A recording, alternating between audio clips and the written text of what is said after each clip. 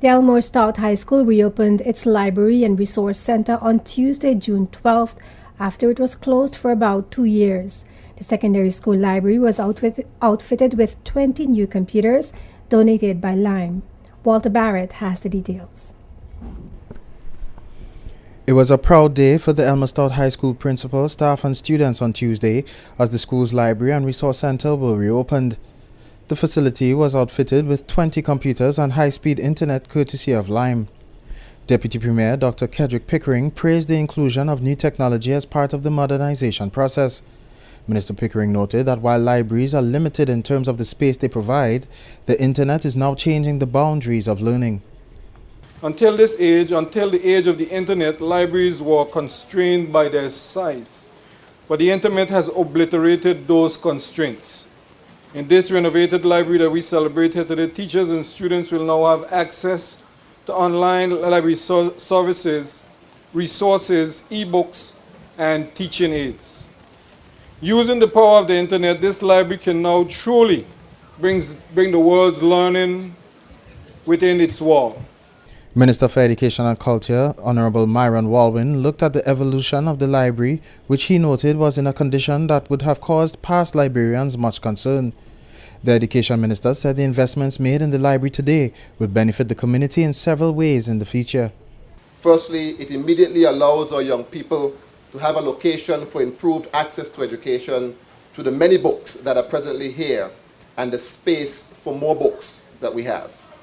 I anticipate that the research that is needed to complete schoolwork will now be done in a more comfortable environment, thus helping our students to excel and be better prepared for the next phase of their lives. Secondly, a modern library is a requirement for a successful accreditation process. In order for our education system to prove that it is capable of producing globally competitive citizens, we must show that we have the appropriate research facilities for our students. The school's library had been closed for over 2 years. Principal Melissa Amy revealed that prior to Tuesday's reopening, the last renovation on the school's library took place in 1975. Recognizing the technological shift in society and attempting to cater to the growing population of the school, the administration of Elmore Stout High School felt the need to expand the space for both the library and the resource center. Before this renovation, both the library and resource center were compact in one room since 1970, and the latest renovation being 1975. What you will see today is the expansion of the room. From the expansion of the library will be the library itself in one area and the resource center being sectioned in another. We felt the need to expand the resource center because of the demand of the computer usage and to meet the needs of our students. After the reopening ceremony, government officials, ESHS principal and staff, students and visitors made their way to the library and resource center, where they saw firsthand the many improvements that the new facility brings to the school, which also includes new resource material for teachers and students.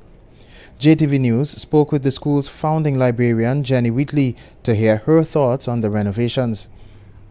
I am overjoyed. It is much more than I expected.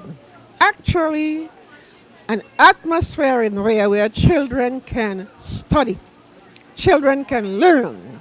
And I congratulate the minister and all involved, because when I got in there from 1970, it was just a dusty little place with books thrown all around.